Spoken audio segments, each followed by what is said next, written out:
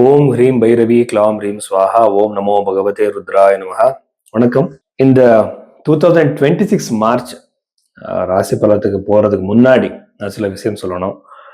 எப்படின்னா, நிறைய பேர் உண்மையான ஜோதிடர் யாரு சார் எப்படி கண்டுபிடிக்கிறதுன்னு கேட்பாங்க. எப்படின்னா, நீங்க ஒரு ஜாதகம் கொடுக்கும்போது அவர் உங்க லக்னம் என்னன்னுட்டு கண்டுபிடிச்சு உங்க பாஸ்ட் ஈவெண்ட்ஸ் எல்லாமே அவர் சொல்லணும்.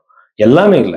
சில கொஞ்சம் ஒரு உங்க லைஃப்ல நடக்கிற இவெண்ட்ஸ் சொல்லி உங்க லக்னம் என்ன லக்னம் உங்களோடது அது கண்டுபிடிக்கணும் ஃபர்ஸ்ட். எப்படின்னா, நம்ம பர்த் டைம் எப்பவுமே சரியா இருக்காது.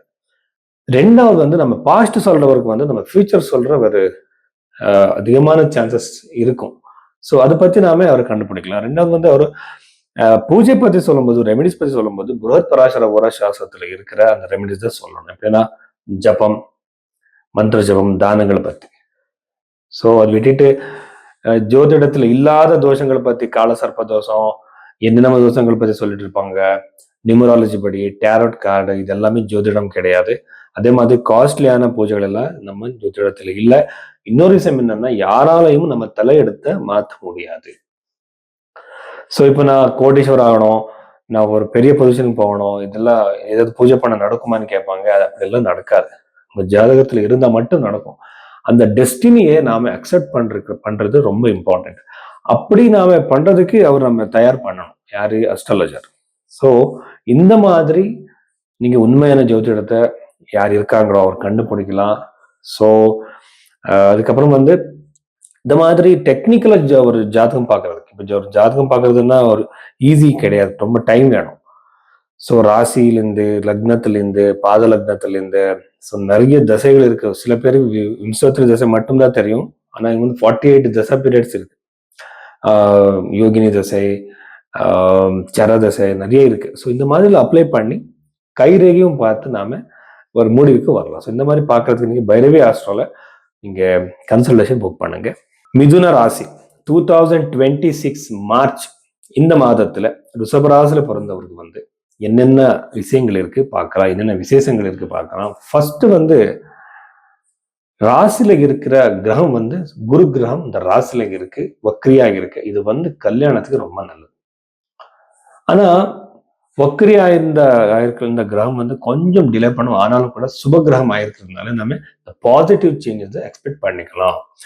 சப்தம பாவத்தை இது பார்த்துட்டு இருக்கு. அதனால நான் சொல்றது என்னன்னா, யார் யாருக்கு இன்னும் கல்யாணம் நடக்கலையோ, யார் யார் தேடுறீங்களோ லைஃப் பார்ட்னர், அவருக்கு லைஃப் பார்ட்னர் கிடைக்கிற சான்சஸ் அதிகமா இருக்கு. ஸோ இந்த மிதுன ராசியில பிறந்தவருக்கு தேர்ட் ஹவுஸ்ல இருக்கிற கேது கிரகம் அண்ணன் தம்பி நடுவில் ஏதாவது சண்டே வரலாம், மிஸ் அண்டர்ஸ்டாண்டிங் வரலாம். கொஞ்சம் ஜாகிரதையா இருங்க. அன்னெசரி ஜெர்னிஸ் இருக்கு. ப்ராப்பர்ட்டி வாங்குறவருக்கு ரொம்ப நல்லது. எஸ்பெஷலி யார் யார் எஸ்டேட்டு, அது இல்லாம விவசாயம் பண்றதுக்கு நீங்க வாங்குறீங்க லேண்ட், அவர் எல்லாருக்குமே ரொம்ப நல்லா இருக்கு, ரொம்ப பாசிட்டிவா இருக்கு. ரொம்ப சீக்கிரமா வித்தவுட் எனி டிலே நடக்கிற சான்சஸ் இருக்கு.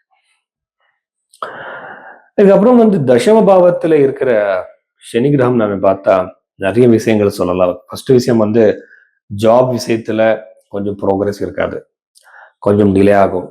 நீங்க ஜாபுக்கு சம்மந்தப்பட்ட நிறைய டென்ஷன்ஸ் இருக்கும் உங்களுக்கு. ஸோ நீங்க இன்டர்வியூ கொடுத்துருப்பீங்க, அங்கே சக்சஸ் இருக்காது, அந்த ரிசல்ட் வராது, ரெஸ்பான்ஸ் வராது.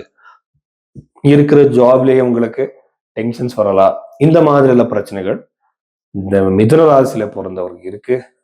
அதுக்கப்புறம் நவம பாவத்துல இருக்கிற கிரகங்களை பார்த்தா லாங் ஜெர்னிஸ் இருக்கு, ஆனா லாபம் இருக்கு. வெளிநாட்டுல யாராவது ஜாப் தேடுறீங்களோ, வெளிநாட்டுல இருந்து வேற ஒரு தேசத்துக்கு போறதுக்கு யாரும் ட்ரை பண்ணிருக்கீங்களோ, எல்லாருக்குமே இந்த டைம் பீரியட் ரொம்ப ரொம்ப நல்லா இருக்கு. கடன் பிரச்சனை வெளியே வர்றதுக்கு ஒரு சரியான வாய்ப்பு கிடைக்கும். சில பேர் வெயிட் பண்ணிட்டு இருப்பாங்க, ப்ராப்பர்ட்டி இருக்கும், அது வெளியே அது வித்திட்டு அவரு கடன் பிரச்சனை கிளியர் பண்றதுக்கு ட்ரை பண்ணிட்டு இருப்பாங்க. அந்த மாதிரி எல்லாம் நீங்க முயற்சி பண்ணா இந்த டைம் பீரியட்ல சக்சஸ் கண்டிப்பா அமையும். ஸோ இந்த விஷயங்களுக்கு அப்புறம்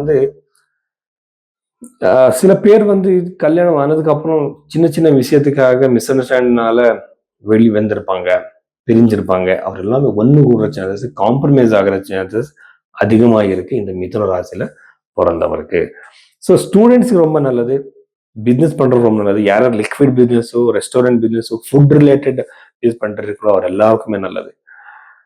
ப்ரொமோஷனுக்காக யார் தேடுறீங்களோ, ப்ரொமோஷனுக்கு யார் வெயிட் பண்ணிட்டு இருக்கீங்களோ, டிரான்ஸ்ஃபருக்காக யார் வெயிட் பண்ணிட்டு இருக்கீங்களோ, அது கவர்மெண்ட் ஆயிருந்தாலும் சரி, பிரைவேட் ஆயிருந்தாலும் சரி, அவருக்கு ரொம்ப சக்சஸ் ப்ரோக்ரஸ் இந்த டைம் பீரியட்ல மிதுராசியில பிறந்தவருக்கு இருக்கு.